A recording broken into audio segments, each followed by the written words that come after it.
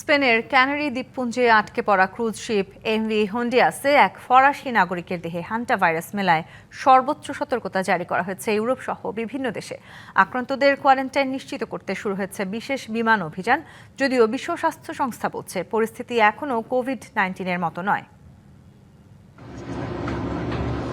আটলান্টিকের নীল জলরাশি ভেদ করে স্পেনের গ্রানাডিলা বন্দরে ভিড়েছে বিলাসবহুল জাহাজ এমভি হন্ডিয়াস। তবে এটি কোনো আনন্দ ভ্রমণের সমাপ্তি নয়, বরং এক ভয়াবহ স্বাস্থ্য ঝুঁকির শুরু। জাহাজটিতে থাকা প্রায় 150 যাত্রীর মধ্যে ছড়িয়ে পড়েছে হান্টা ভাইরাস।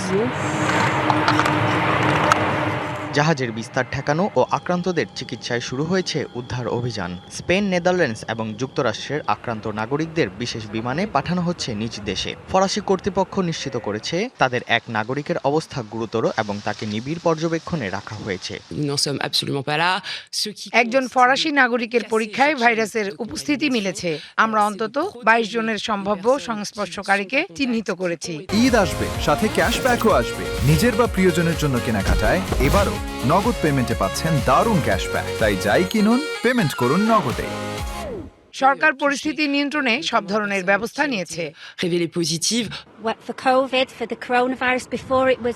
হান্টা ভাইরাস সম্পর্কে আমাদের জানাশোনা আছে এবং এটি যথাযথভাবে মোকাবিলা করা সম্ভব। এটি কোভিড বা ফ্লুর মতো নয়, তাই সাধারণ মানুষের ভয়ের কোনো কারণ নেই। আমাদের এখানে আসা যাত্রীদের মধ্যে এখন পর্যন্ত কোনো উপসর্গ নেই, তবুও সতর্কতা হিসেবে তাদের নিবিড় পর্যবেক্ষণে রাখছি।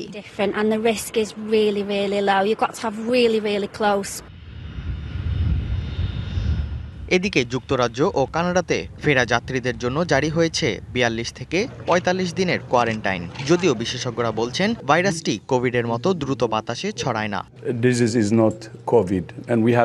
এটি কোভিড নয় এবং আমরা বারবার বলছি পরিস্থিতি নিয়ন্ত্রণের মধ্যে আছে। স্পেন সরকারের যথাযথ প্রস্তুতি এবং এই ভাইরাসের সংক্রমণের ধরন অনুযায়ী স্থানীয়দের আক্রান্ত হওয়ার ঝুঁকি অত্যন্ত কম।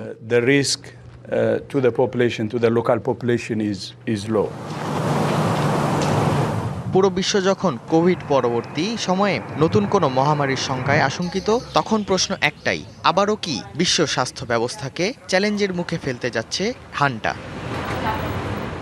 ইর্তেজা চৌধুরী, ডিবিসি নিউজ ডেস্ক।